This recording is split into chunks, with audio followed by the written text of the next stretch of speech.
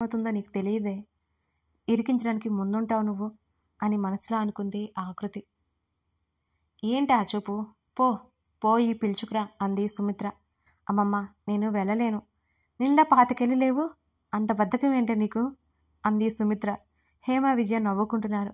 ఏంటమ్మా బంగారాన్ని ఏదో అంటున్నావు అని అక్కడికి వచ్చాడు శ్రీనివాస్. ఏమైంది అత్తయ్య అన్నాడు సురేంద్ర కూడా. సుమిత్ర విషయం చెప్పింది. పోనీ లాభమ్మా, హేమ నువ్వు వెళ్ళు, సరిగారిని పిలుచుకురా, ఇంకా టైం అవ్వలేదేమో అయ్యగారికి అన్నాడు శ్రీనివాస్.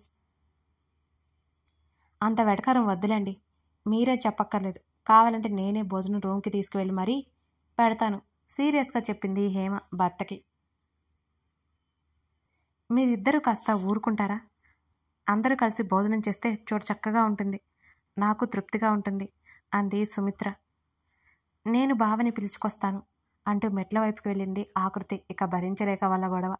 మీరు తినండి, శ్రీనివాస్కి